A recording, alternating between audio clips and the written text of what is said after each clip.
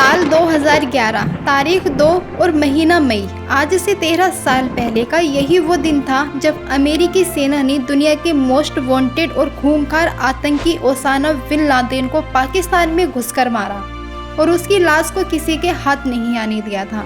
जब दुनिया को इसकी जानकारी हुई तो सभी हैरत में थे, क्योंकि कई सालों से लादेन की कोई खोज खबर नहीं थी कि वो कहाँ है। ऐसे में अचानक उसके मारे जाने की खबर ने सबके कान खड़े कर दिए थे।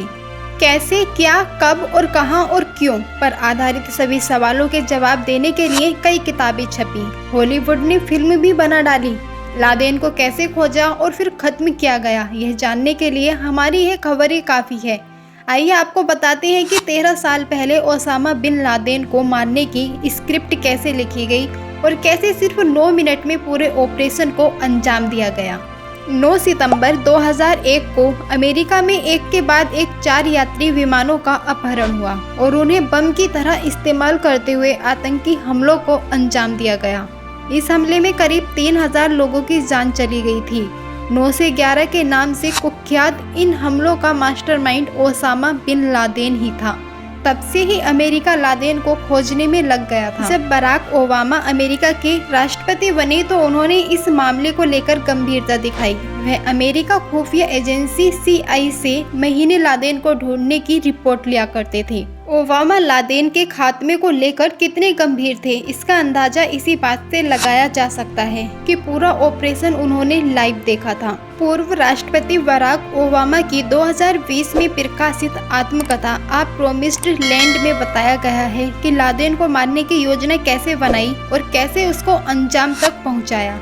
आ प्रोमिस्ड लैंड के मुताबिक 2009 के मई में ओबामा ने व्हाइट हाउस के चीफ ऑफ स्टाफ CIA के निदेशक व सुरक्षा सलाहकार से मुलाकात की। इस दौरान उन्होंने साफ कर दिया कि ओबामा बिन लादेन को ढूंढने के अभियान को प्राथमिकता देनी होगी। मुझे हर 30 दिन में इसकी रिपोर्ट चाहिए। साल 2009 में 9/11 की वर्षी से एक दिन पहले की बात है। CIA के निदेशक राष्ट्रपति ओबामा से मिलने आए। इस दौरान उन्होंने जानकारी दी कि उन्हें ओसामा बिन लादेन के बारे में कुछ सुराग मिले हैं। हमारे जासूसों ने अबू अहमद अल कुवैती नाम के शख्स को ढूंढ लिया है, जो आतंकी संगठन अल कायदा के लिए संदेश वाहक का काम करता है। वह ओसामा बिन लादेन के काफ़ी करीबी है। उसके फ़ोन और रोज की गतिविधियों पर नज़र रखकर हम पाकिस्तान की राजधानी इस्लामाबाद से 135 किलोमीटर दूर एडवाबाद शहर के बाहरी इलाके में बने एक बड़े अहाते तक ले गए। CIA के पूर्व निदेशक लियोन पेनोटा ने अपनी किताब war fight a memories of leadership in war and peace में लिखा, ये अहाता आसपास के प्लॉटों में सबसे बड़ा था। अगल बगल के प्लॉट में करीब 8 गुना बड़ा अहाते का मालिक इब्राहिम और उसका भाई था। उन दोनों की माली हालत ऐसी नहीं थी कि वे 1 करोड़ से ज़्यादा कीमत की इस प्रॉपर्टी के मालिक हो सकते थे। हैरान की बात यह थी कि इब्राहिम मालिक होते हुए भी भवन के मुख्य हिस्से में नहीं रहता था। वह अहाते के अंदर ही बने गेस्ट हाउस में रहता था।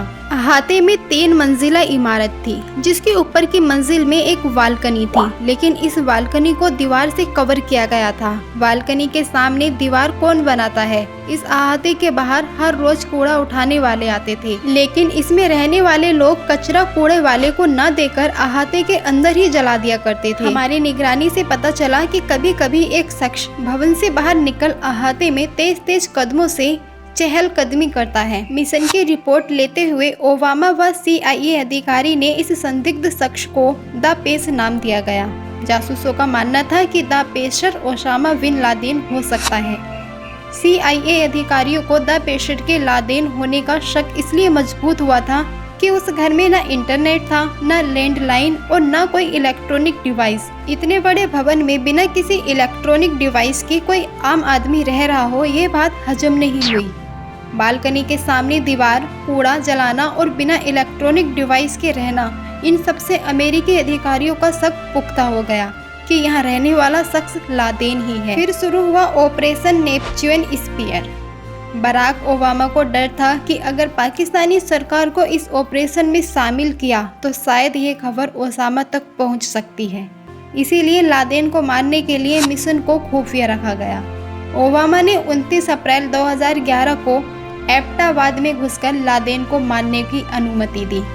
आप प्रोमिस्ड लैंड में ओबामा लिखते हैं, हमारे पास 2 विकल्प थे। पहला विकल्प अहाते को हवाई हमले से बर्बाद कर दिया जाए।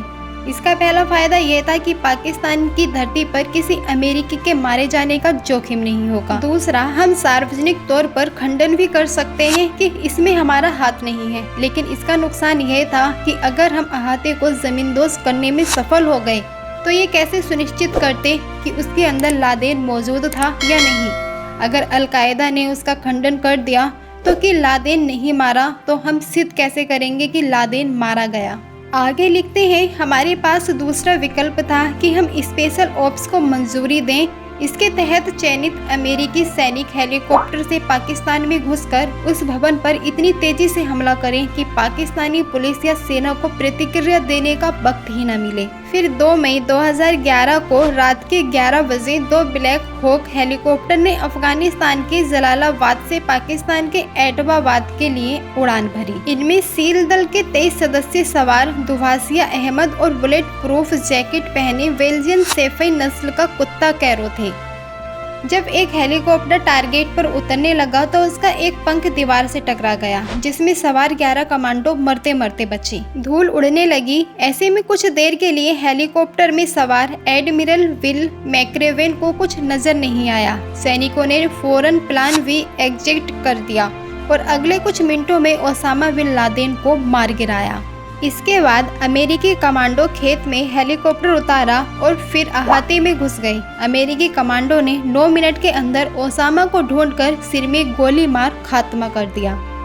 उधर अमेरिका में सिचुएशन रूम में जेरोनिमो इको आईए यानी एनमी किल्ड इन एक्शन शब्द गूंजा और सभी ने राहत की सांस ली। एबटाबाद में अमेरिकी सेना का करीब 40 मिनट ऑपरेशन चला, जबकि अफगानिस्तान से एबटाबाद जाकर लौटने में करीब 3.5 घंटे का समय लगा।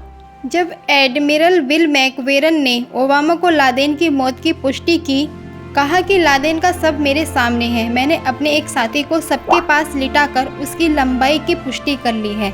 सबकी लंबाई 6 फीट 4 इंच है। इस पर ओबामा ने जवाब दिया कि बिल, आप इतने बड़े मिशन पर गए और टैप तक नहीं ले गए।